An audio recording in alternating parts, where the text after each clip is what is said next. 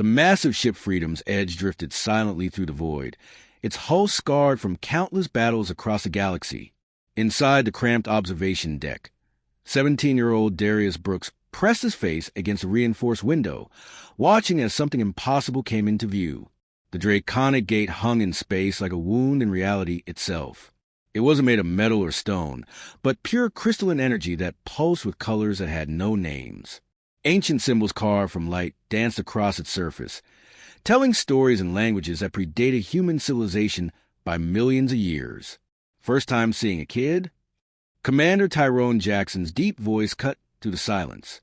The grizzled veteran had seen more alien worlds than most people could imagine, but even his weathered face showed respect for what lay ahead.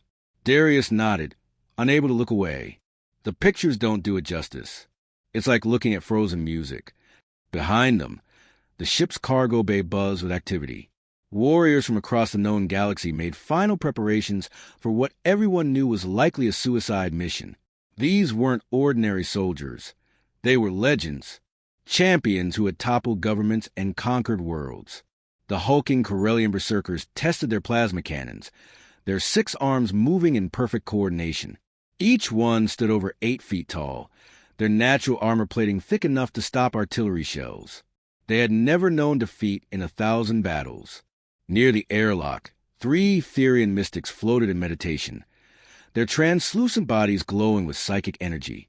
These beings could crush starships with their thoughts alone. They communicated in pure emotion, their minds so advanced that regular speech seemed primitive. "Why are we even here?" asked Lieutenant Keisha Williams, checking her equipment for the 10th time.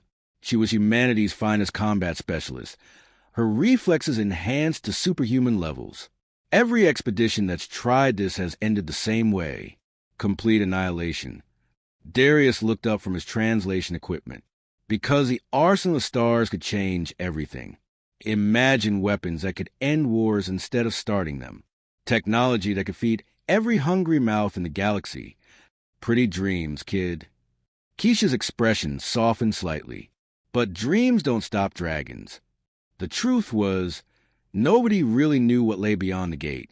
The ancient text spoke of an arsenal containing the ultimate weapons of civilization that had vanished before humans even discovered fire. But between the gate and that treasure stood Vexthera, an entity of pure destruction that had devoured every warrior brave enough to challenge it. Over the ship's intercom, Commander Jackson's voice crackled to life. All personnel were approaching the testing ground. Final equipment checks in progress. Darius adjusted his translation device, a jury-rigged collection of circuits and processors that he built himself. Unlike the others, he wasn't here to fight. His job was to document whatever happened, to try and understand the ancient languages and technologies they might encounter. The boy had always been different. While other kids played war games, Darius took apart old computers to see how they worked. When bullies picked fights, he found ways to solve problems without throwing punches. His teachers called him gifted, but Darius just saw things differently. "You nervous?" asked Antonio Davis, the ship's engineer. The older man had taken Darius under his wing during the long journey, teaching him about alien technologies and Zen linguistics. Terrified, Darius admitted honestly, but also excited. This is a chance of a lifetime. We're about to witness something that hasn't been attempted in over 50 years. Through the window, the gate grew larger and more magnificent. Energy cascaded off its edges like a waterfall of liquid starlight.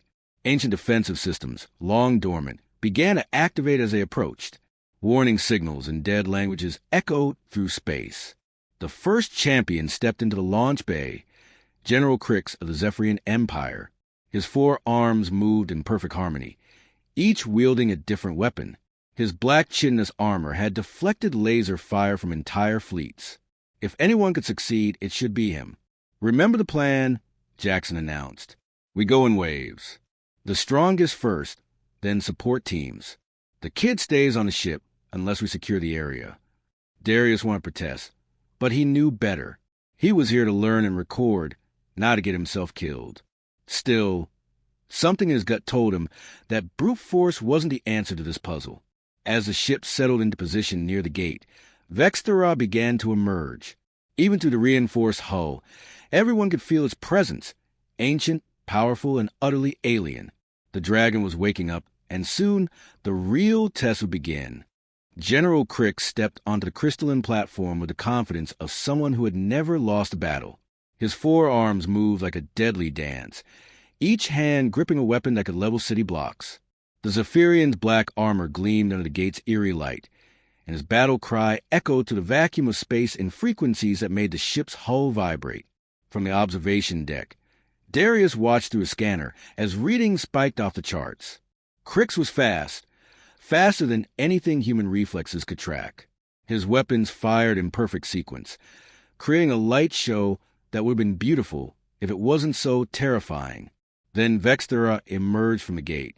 The dragon wasn't made of flesh and bone like the creatures from Earth's ancient stories. This was something far more alien, a serpentine form of pure energy that seemed to stretch across dimensions. Its scales weren't scales at all, but fragments of compressed starlight that shifted and flowed like liquid mercury. When it opened its eyes, Darius felt like he was staring into the birth of galaxies. "Holy!" Antonio Davis whispered beside him, his weathered hands gripping the observation rail. "That thing is magnificent. Magnificent and deadly." Vexthera moved with impossible grace, flowing around Crix's attacks like they were nothing more than gentle rain.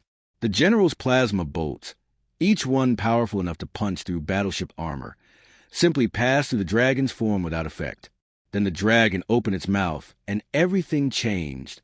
The sound it made wasn't a roar. It was deeper than that, older than that. It was a sound of stars dying, of space itself bending. Crix's weapon suddenly went silent, not broken, but simply drained. The energy that powered them flowed out in visible streams, pulled inexorably into the dragon's maw. It's not just eating his weapons, Darius realized, his translation device picking up energy patterns he'd never seen before. It's consuming his life force directly. Crix tried to retreat, but it was too late. His four arms reached desperately for the ship as his essence streamed away in ribbons of light. In seconds, the galaxy's most feared warrior became nothing more than empty armor floating in space. Commander Jackson's voice cut through the stunned silence. "Williams, you're up. Hit it fast and hard before it can recover." Lieutenant Keisha Williams launched herself from the ship like a human missile. Her enhanced reflexes kicked in as she fired everything she had: micromissiles, plasma bursts, even an experimental gravity disruptor that could theoretically tear a hole in space-time itself. For a moment, it looked like she might actually hurt the thing. The gravity weapon caused Vexthera's form to ripple and distort, and the dragon actually pulled back slightly. Hope flared in Darius's chest. Then the dragon simply absorbed the gravity distortion, its form becoming more solid, more real. It had turned humanity's most advanced weapon into its own strength. Keisha didn't even have time to scream. The dragon's tail, moving faster than light itself, swept through her position. There was a brief flash, and then nothing. Another champion reduced to scattered energy. "This is insane," muttered Chief Petty Officer Lamar Washington, the ship's tactical officer. "These aren't ordinary warriors." Williams once took out an entire space station single-handedly. Crix conquered 3 solar systems. How is this thing just brushing them aside? The answer came when the Etherian mystics made their attempt. These beings existed partially outside normal space. Their consciousness spread across multiple dimensions. They didn't use physical weapons. Instead, they projected pure thought, reality-altering concepts that could reshape matter at the molecular level. Darius watched his instruments go crazy as the 3 mystics combined their power. The space around Vexthera began to twist and fold, as if they were trying to erase it from existence entirely. For one incredible moment, the dragon's form flickered and became translucent. But then it did something that made Darius's blood run cold. It laughed, not with sound, but with pure emotion that broadcast directly into every mind watching. The laughter was ancient beyond measure, filled with the patience of eons and the sadness of watching the same mistake repeated endlessly. The dragon inhaled again, and this time it didn't just consume the mystics' bodies. It devoured their thoughts themselves. Their transcendent consciousness, built over thousands of years of meditation and enlightenment, flowed into Vexthera like water down a drain. One by one, every champion fell. The cyber-enhanced knights of the Nexus Collective, whose bodies were more machine than flesh. The void swimmers from the dark nebulae, beings of living shadow, who could phase through solid matter. The quantum warriors who existed in multiple realities simultaneously. None of it mattered. Strength, speed, intelligence, exotic abilities. The dragon consumed them all with equal ease. Each death made it brighter, more substantial, more terrifyingly beautiful. There's got to be a pattern, Darius muttered, frantically analyzing the data from each encounter. Something we're missing. This can't just be random slaughter. But as the last warrior fell and Vextra retreated back into the gate, the platform was littered with empty armor and cooling weapons. The greatest military force ever assembled had been destroyed in less than an hour. And somehow, Darius felt like that had been the point all along. The silence in the ship was deafening. Commander Jackson stared at the floating debris where the galaxy's finest warriors had been moments before. His hands shook as he reached for the communication system, ready to order an immediate retreat. "That's it," he said, his voice hollow.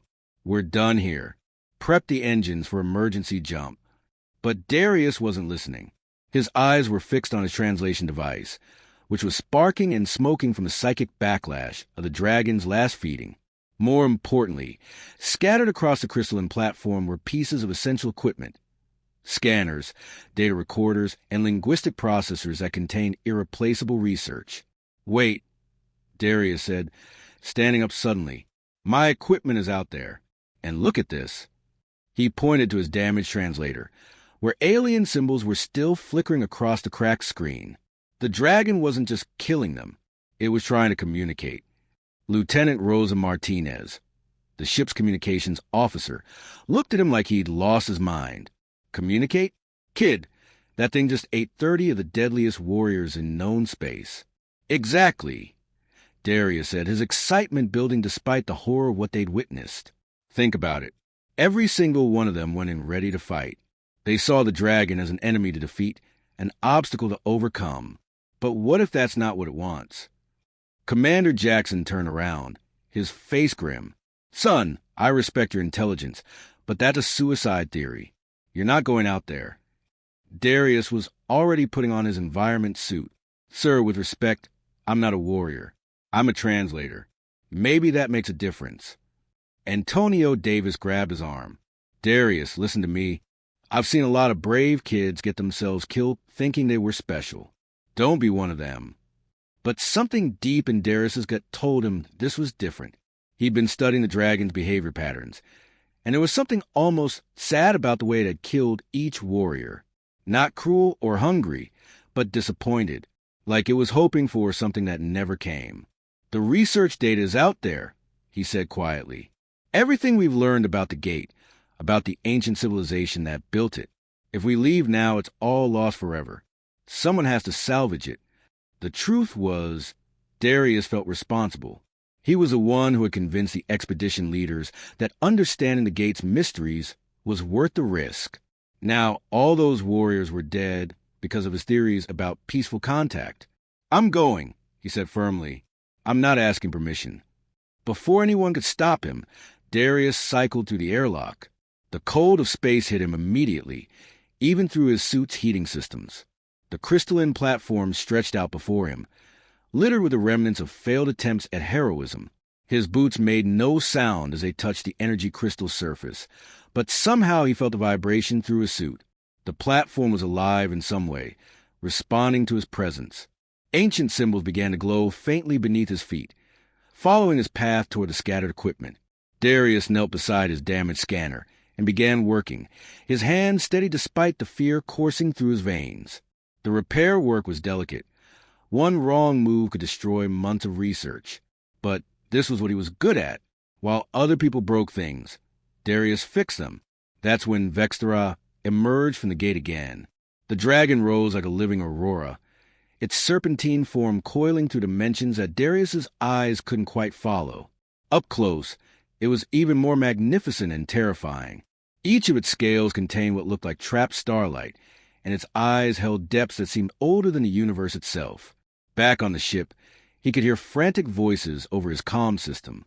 "Darius, get out of there. Move, move, move." But Darius didn't run. Instead, he kept working, his fingers carefully reconnecting damaged circuits, while most powerful entity in known space loomed over him. The dragon's massive head descended until it was only feet away, close enough that Darius could see his own reflection in its cosmic eyes. "Hey there," Darius whispered, not sure the dragon could even hear him. "I'm not here to fight you. I'm just trying to understand." Vexthera tilted its head, the gesture surprisingly familiar despite its alien nature. It reminded Darius of his neighbor's cat back on Earth, curious but wary of strangers. The dragon watched as Darius completed the repairs, occasionally shifting position to get a better view of his work. When a particularly stubborn circuit refused to connect, the dragon actually moved slightly to provide better light from its glowing scales. Finally, the scanner hummed back to life. Darius stood up, clutching the repair device, and found himself face to face with an entity that could have erased him with a thought. For a long moment, they simply looked at each other. Then, without warning or explanation, Vexthera retreated back into the gate. The massive portal, which had been sealed for over 1,000 years, began to open with sound like singing crystal. "Impossible!" breathed Commander Jackson over the comm. "The gate is opening. How did you do that?" Darius stared at the swirling energy vortex that had appeared where solid crystal had been moments before. "I don't think I did anything. I think it was waiting for someone who wouldn't try to hurt it." With his heart pounding, Darius walked forward. The gate's energy felt warm against his suit, welcoming rather than threatening. Behind him, the ship's crew watched in stunned silence as their youngest member did what the galaxy's greatest warriors couldn't. He stepped through the gate and disappeared into light. The moment Darius stepped through the gate, he felt like he was falling through liquid starlight. Colors that didn't exist in normal space swirled around him. And for a terrifying second, he wondered if he'd made the biggest mistake of his life. Then his feet touched solid ground, and everything changed. The chamber he found himself in defied every law of physics he'd ever learned. The walls stretched up and out forever, disappearing into a soft, golden glow that seemed to come from everywhere and nowhere at once. Floating platforms hung in the air at different levels, each one holding something that made his breath catch in his throat. But these weren't weapons, not in any way he'd expected. The closest platform held what looked like a medical scanner, but unlike any he'd ever seen. Its surface was smooth and organic, like it had grown rather than been built. When he approached it, holographic displays appeared showing detailed biological information in languages he didn't recognize, but somehow understood. "This could cure any disease," he whispered to himself, running his hands over the device. The readings showed it could repair genetic damage at the cellular level, reverse aging, even regenerate lost limbs. Any disease in the entire galaxy. On another platform, massive ring-shaped devices hummed with contained energy. His scanner identified them as terraforming engines capable of transforming dead worlds into garden paradises in a matter of months. Not weapons to destroy planets, but tools to create them.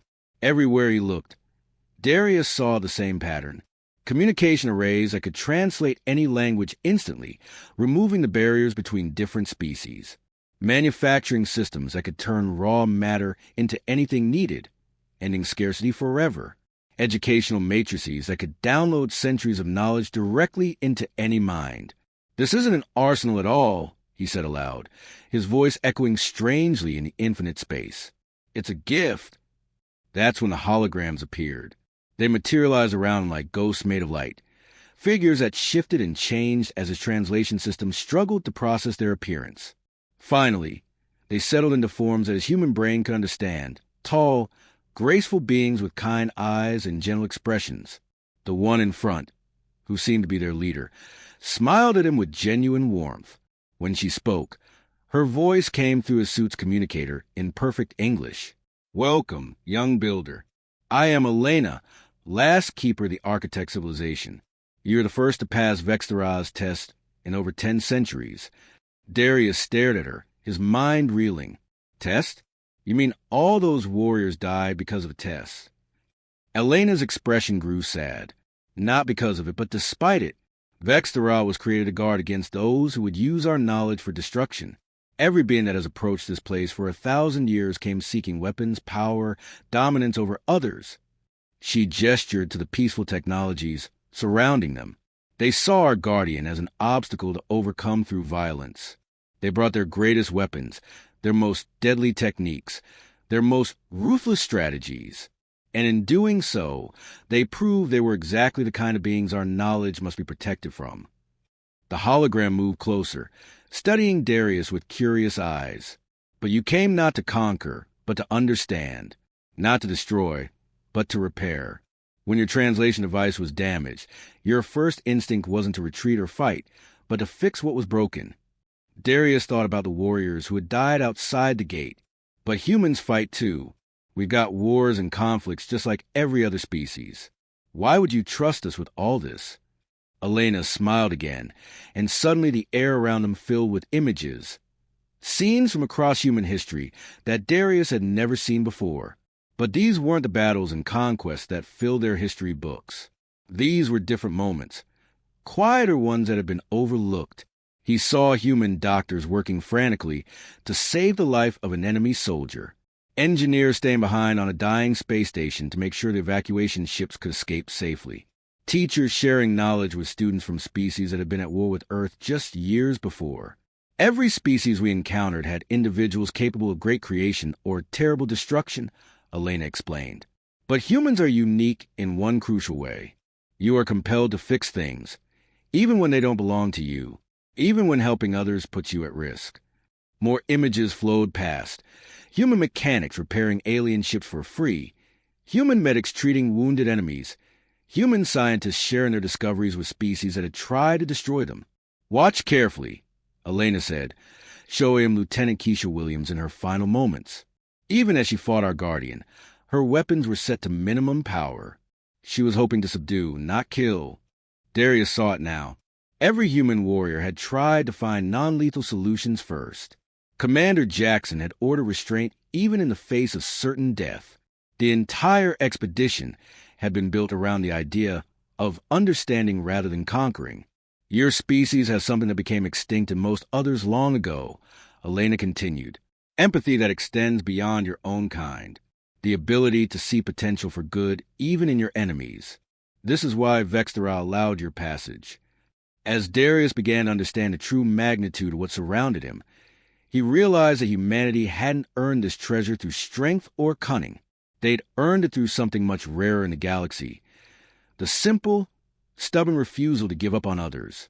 Elena waved her hand, and the space around them transformed into a living museum of galactic history. Darius watched in amazement as scenes played out before his eyes, showing him truths that would change everything humanity believed about itself.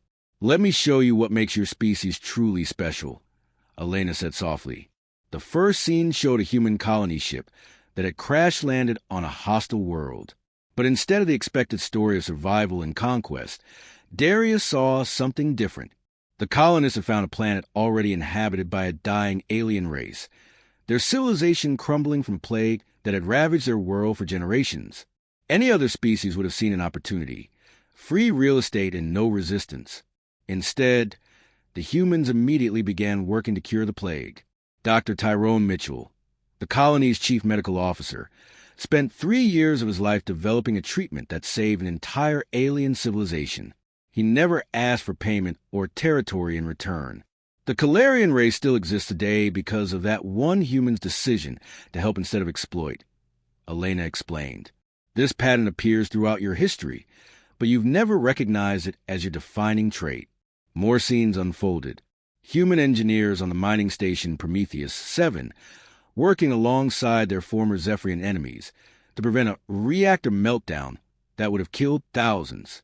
Instead of fleeing to safety, they stayed behind to make sure everyone escaped, regardless of species.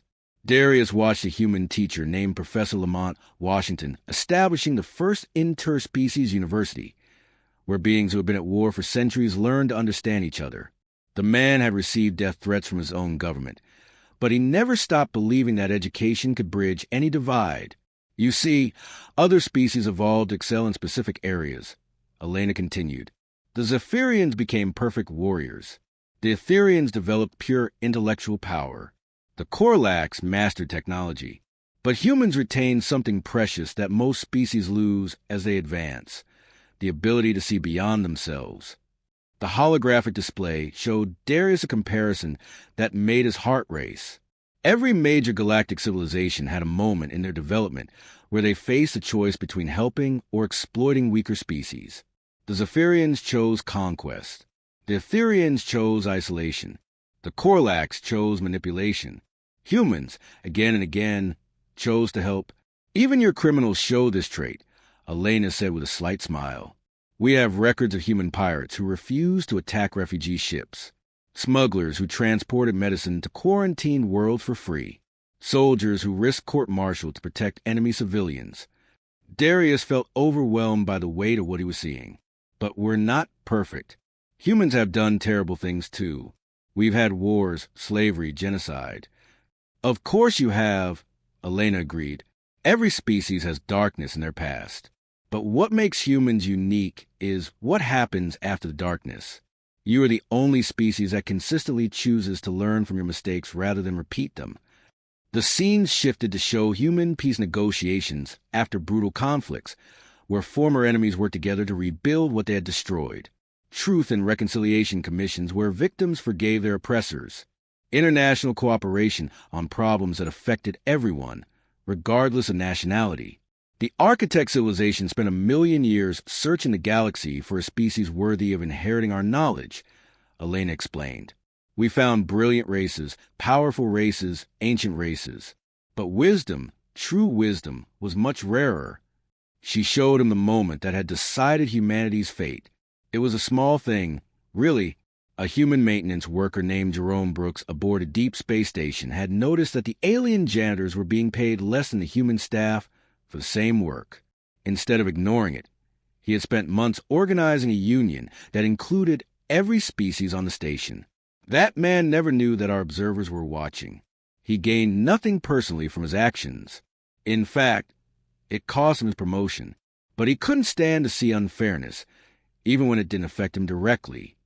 Darius understood now why Vextera had let him pass. The dragon hadn't been testing for strength or intelligence. It had been looking for something much more rare, the instinct to heal rather than harm, to build rather than break, to include rather than exclude. The technologies in this chamber represent the accumulated knowledge of our entire civilization, Elena said. Medical devices that can cure any illness, terraforming systems that can restore dead worlds, communication networks that can unite entire galaxies in understanding. All of it is yours now. Darius looked around at the incredible machines floating on their platforms. But how can we possibly be responsible for all this? We're just one small species among thousands. Elena's smile was warm and knowing, because you won't keep it for yourselves. We know that within a generation, every species in the galaxy will have access to this knowledge, not because you're weak, but because you're generous. Not because you have to, but because you choose to. As Darius began the long process of cataloging the peaceful technologies before him, he realized that humanity's greatest strength had never been their ability to fight or conquer. It was their stubborn, inexplicable need to help everyone else succeed too. The arsenal belonged to humanity not because they were the strongest species in the galaxy, but because they were the only ones who would share it with everyone else. Even their enemies, even dragons, even themselves.